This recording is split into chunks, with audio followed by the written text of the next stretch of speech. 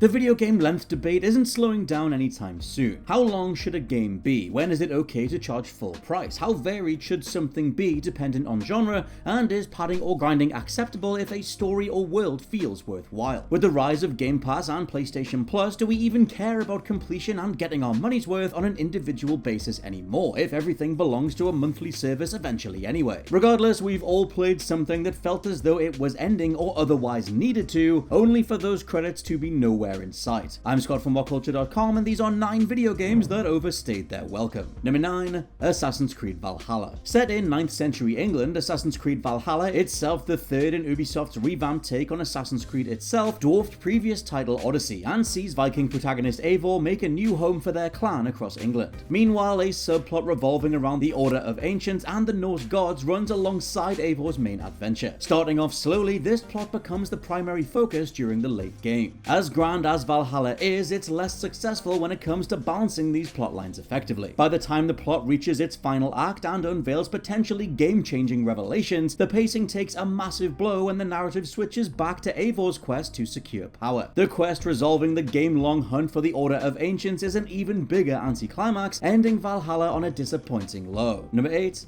Mass Effect Andromeda. Can you overstay a welcome that was barely extended in the first place? BioWare found a way. After the divisive, to say the least, Mass Effect 3, all eyes were on the fresh slate of Andromeda to remind us why we love this developer, this mythos, and the RP side of sci-fi RPGing overall. Unfortunately, Andromeda was too overstuffed with hashtag content for its own good. Though there are a handful of standout moments to be found which come close to recapturing the magic of the originals, they're quickly lost in a sea of mundanity that bombards the player a few hours in, forcing you to run back and forth between vast empty biomes to complete variations of the same uninspired side quests over and over. Your only break from the tedium is a monotonous grind of mining resources to improve gear that you never actually need to do because you never need to rely on any of it. The motivation to explore a new galaxy just fizzles out entirely. Number 7, Batman Arkham Knight. With Batman Arkham Asylum, developers Rocksteady crafted a slick and exhilarating outing that put players in the cowl of the world's greatest detective. The mixture of combat, stealth, and investigation contained within a singular location made for an absolute blast. Touted to then be Batman's greatest adventure yet, Arkham Knight would now take place across a sprawling Gotham City, even more fleshed out than Arkham City itself. To make getting around easier, the game made the Batmobile one of the main mechanics. Though speeding down the streets is initially a thrilling addition, the novelty quickly runs thin simply because of how overused the Batmobile is. A sizable chunk of the game is spent in lengthy, slow-paced fights against waves of tanks that never develop in complexity. Coupled with the assortment of times the car is needed in puzzles and uninspired chase sequences, it's not a surprise that gliding becomes the preferred way to traverse Gotham. With terrible boss fights and the flat reveal of the Arkham Knight himself, many fans were done with Arkham Knight long before the game ended. Number 6, Uncharted 4, A Thief's End. When A Thief's End was marketed as the last chapter in Drake's epic treasure hunting career, fans were expecting their hero to go out with a glorious bang. And while A Thief's End certainly had everything fans were hoping for, spectacular set pieces, adrenaline-fueled combat, and creative puzzles, plus a character-driven story focused on Drake's family, the back third of the game grinds that pacing to a halt. Thanks to one too many enemy encounters and boring overused mechanics, rather than searching for pirate gold, this felt more like going through the motions to pad out the runtime. Number 5, Mafia 3. Set to a euphoric 60s soundtrack and unafraid to confront hard-hitting themes of race within a post-Vietnam America, Mafia 3 is a thoughtful and brilliantly written game bolstered by superb performances. Likewise, key missions like a bank heist, infiltrating a riverboat, and sneaking through an abandoned theme park help to keep the main plot engaging. Outside these major plot beats though, Mafia 3 descends into a monotonous and lifeless slog. Before starting certain key story missions, the game requires Lincoln to complete the same series of tasks for what feels like an eternity. These involve standard open world fare like eliminating targets and infiltrating heavily guarded areas to complete minor objectives and just tick boxes. With little variation and an open world that doesn't even have fast travel, the otherwise show-stopping story side of things collapses in on itself.